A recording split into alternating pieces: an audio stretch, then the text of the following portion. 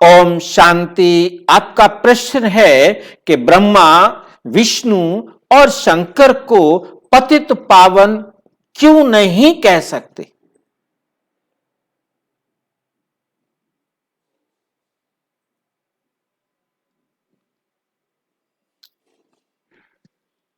ब्रह्मा, विष्णु और शंकर, इनको दुनिया वालों ने तीन अलग अलग देवता समझा हुआ है।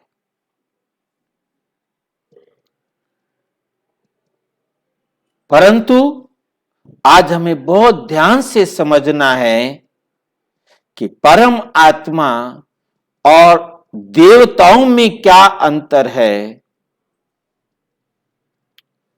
ये ज्ञान, ये सच्चाई सिवाय परम पिता परमात्मा के और कोई नहीं समझा सकता। परम पिता परमात्मा परम धाम से आकर समझाते, कहते बच्चे, मैं जब इस पृथ्वी पर सारी दुनिया एकदम पतित भ्रष्ट हो जाती है, सारे पुकारते हैं कि हे पतित पावन आओ, हे दुख हरता सुख करता आओ, तो मैं तुम सबकी पुकार सुनकर तुम सबको पुनः पतित से पावन बनाने के लिए जब इस धरती पर आता हूं, जब इस धरती पर आता हूं, आने का जब संकल्प होता है, वहां से परमात्मा के शब्दों में हम इसे समझने का प्रयास करेंगे, देखेंगे उसको कि परमात्मा कैसे अपना समझाते हैं। परमात्मा कहते बच्चे, मैं हमेशा परम धाम में रहता हूं। परम धाम अर्थात परम अवस्था, परम धाम अर्थात परम अवस्था। परम अवस्था क्या है? No thought, zero thought. परमात्मा को कोई संकल्प नहीं चलता।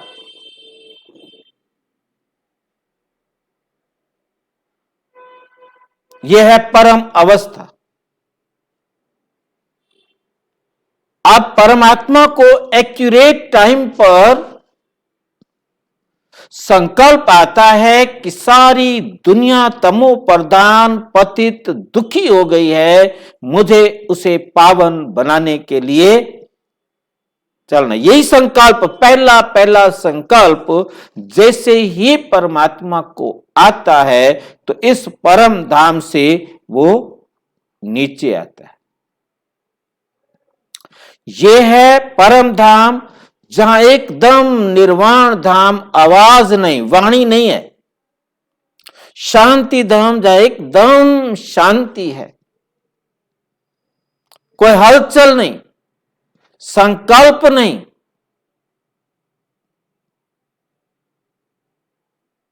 जहां हम सारे संसार की आत्माएं रहती हैं। इसको हम थोड़ा सा समझ सकेंगे। सबसे ऊपर दिखाया है परम पिता परमात्मा, फिर ब्रह्मा विष्णु शंकर, देवी देवताएं, 9,33,00,000 देवी देवताएं, यहां से यहां तक। उसके बाद इब्राहिम, बुद्ध, क्राइस्ट, मोहम्मद, नानक, जितने भी वर्ल्ड के अंदर धर्म पिताएं आए, वो इस गर्दन में यहां पर बड़ी मोटी लाइट के रूप में उनको दिखाया। फिर उसके अंदर वो उस धर्म को मानने वाली आत्माएं, हर धर्म वाले की लाइन अलग अलग है। तो सारे संसार की आत्माएं जिस घर में रहती हैं, उस घर से हम सारे संसार की आत्माएं इस संसार में पार्ट बजाने के लिए आती हैं। तो परमपिता परमात्मा कहते बच्चे, जब मैं परम धाम से चलता हूं तो सूक्ष्म लोग संकल्प करते ही मैं परम धाम से बाहर, कोई भी आत्मा परम धाम में रहती है, तब तक उसको कोई संकल्प नहीं होते। संकल्प आते ही परम धाम से बाहर, और बाहर मीन्स सूक्ष्म लोक, इसे संकल्प की दुनिया कहा जाता है, आकारी दुनिया कहा जाता है। शरीर नहीं होता यह,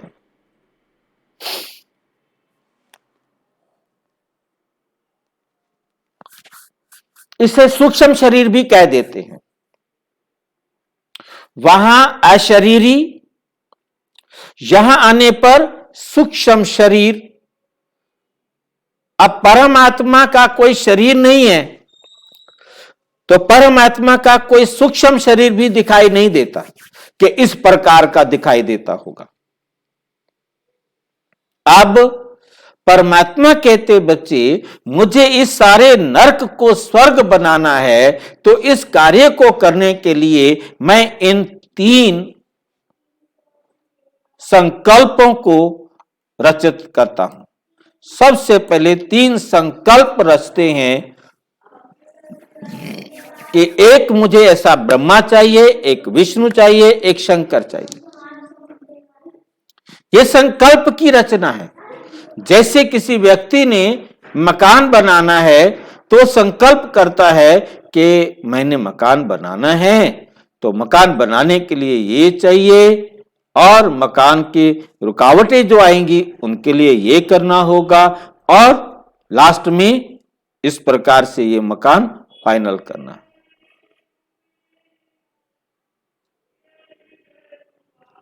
तो हमें बहुत अच्छी तरह से समझना है इस बात को कि सूक्ष्म वतन, सूक्ष्म लोक एक साइट ऑफिस है, जहां परमात्मा आकर एक मॉडल के रूप में ब्रह्मा, विष्णु और शंकर का संकल्प से एक माइंड में बना लिया कि ऐसा ब्रह्मा होगा, ऐसा विष्णु होगा, ऐसा शंकर होगा। फिर नीचे आकर प्रजापिता ब्रह्मा, दादा लेखराज के तन का आधार लेकर इसको समझाया कि तुम ही विष्णु थे, जन्म लेते लेते तुम पतित बने हो, अब मैं आया हूं तुम्हारे बुलाने पर सारी दुनिया को पावन बनाने के लिए, अब मेरी श्रीमत पर चलो और पावन बनो।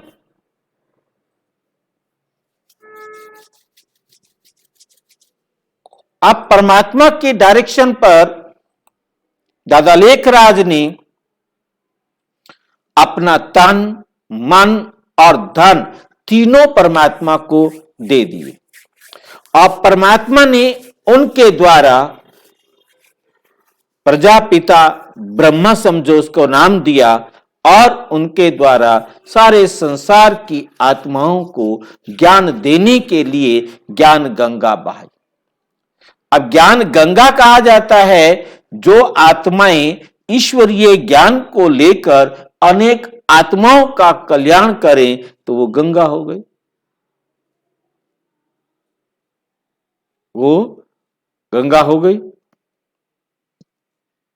तो इस प्रकार से अब हमें समझना है कि प्रजापिता ब्रह्मा के द्वारा स्थापना का कार्य शुरू किया, और विष्णु शंकर के द्वारा, दुनिया वाले तो विष्णु का नाम लेते हैं, शंकर के द्वारा आसुरी सृष्टि का फिर विनाश कराते हैं, और विष्णु के द्वारा पालना कराते हैं।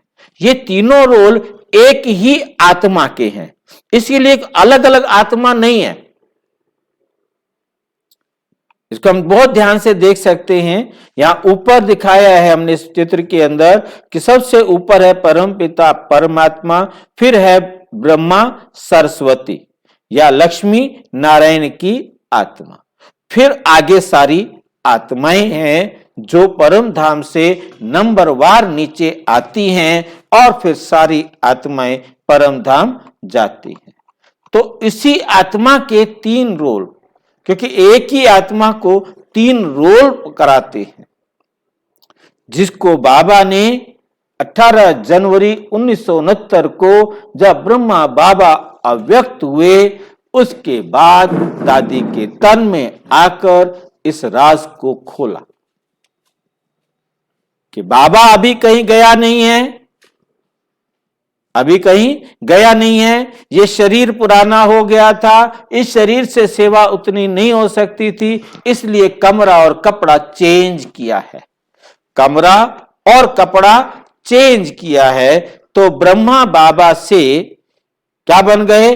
अव्यक्त फरिश्ता ना अंगा शंकर।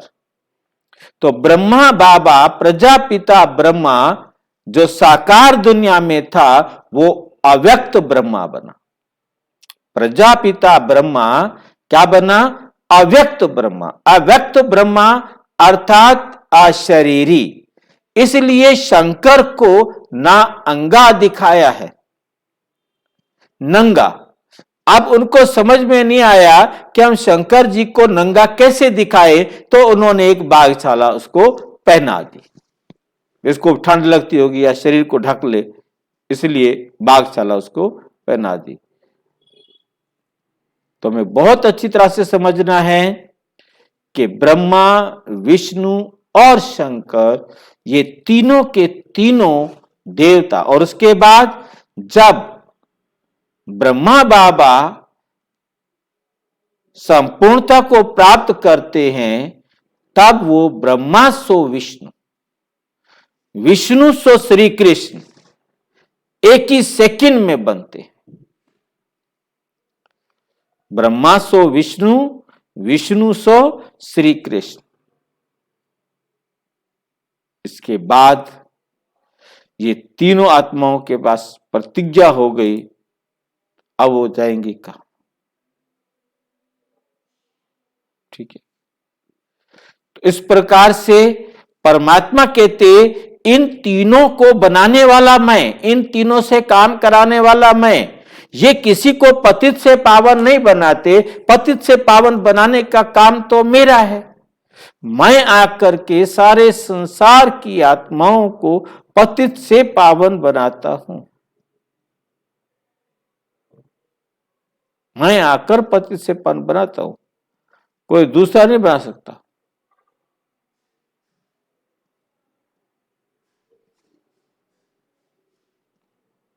तो परमात्मा का कार्य और कोई हाथ में देगा तो कभी सफलता नहीं मिल सकती।